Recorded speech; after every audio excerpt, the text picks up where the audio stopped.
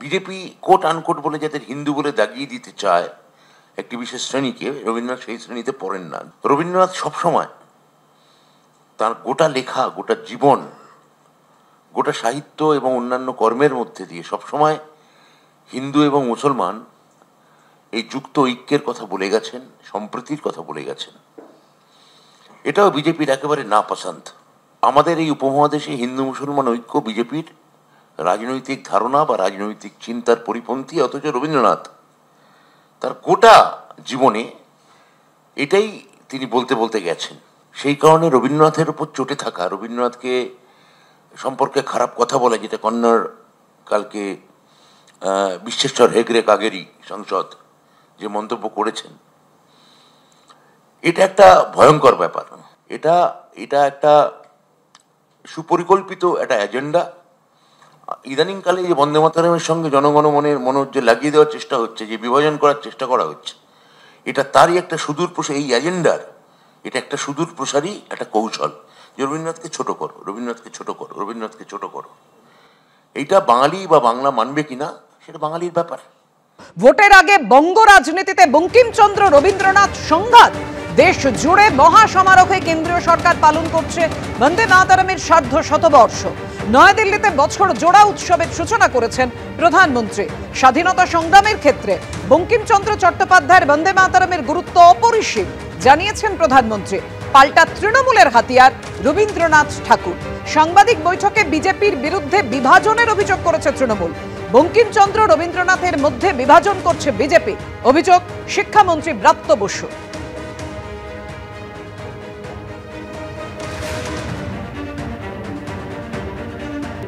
নয়াদিল্লির ইন্দিরা গান্ধী স্টেডিয়ামে বছরভর বন্দে মাতরমের 150 বছর পূর্তি উৎসবের সূচনা করলেন প্রধানমন্ত্রী নরেন্দ্র মোদী।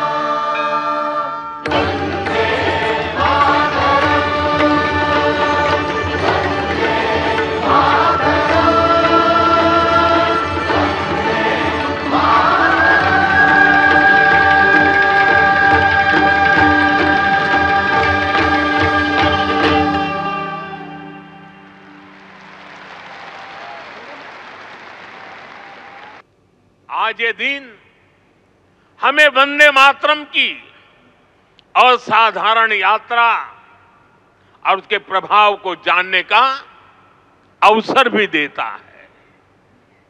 जब सन 1875 में बंकिम बाबू ने बंग दर्शन में वंदे मातरम प्रकाशित किया था तो कुछ लोगों को लगता था कि ये तो केवल एक गीत है, लेकिन देखते ही देखते वंदे मातरम भारत के स्वतंत्रता संग्राम का कोटि कोटि जनों का स्वर बन गया।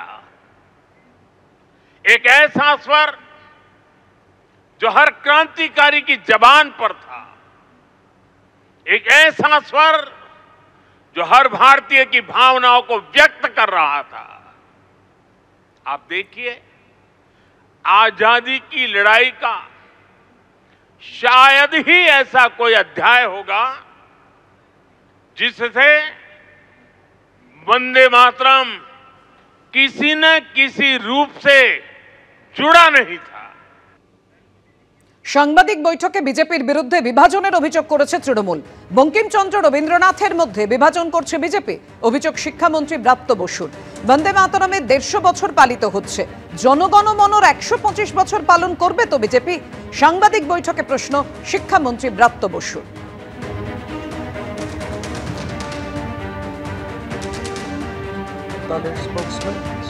যদি 1911 সালে এই গানের জন্ম হয়ে থাকে তাহলে এই মুহূর্তে মানে 125 বছর জনগণমনর সেটা কি বিজেপি পালন করবে? আমি এটা পরিষ্কার জানতে চাই।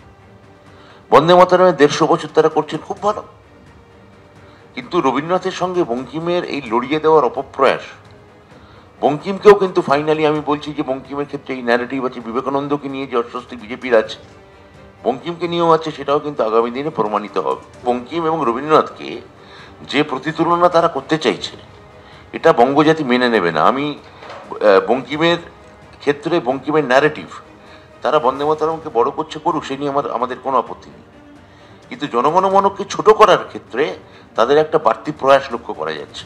অনেক স্কুলেই গাওয়া হয়, মানে ভারতবর্ষের অনেক রাজ্যেই রাজ্য সঙ্গীত গাওয়া হয় স্কুলে, তা বাংলার ক্ষেত্রে আপত্তি নেই কেন? বাংলাকে কোণঠাসা করার চেষ্টা কেন? রবীন্দ্রনাথের নাম শুনলেই হা হা করে উঠে ওটা কেন? রবীন্দ্রনাথের লেখা শুনলেই আপত্তি করা কেন?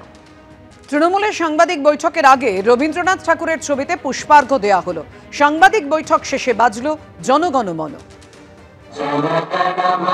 अधिनायक जय हे भारत भाग्य विधाता, पंजाब सिंध गुजरात मराठा द्राविड उत्कल बंगा, विंध्य हिमाचल यमुना गंगा उच्चल जलधि तरंगा, तव शुभ नामे जागे तव शुभ आशीष मांगे, गाहे तव जय गाथा, जन गण मंगलदायक जय हे भारत भाग्य विधाता, जय हे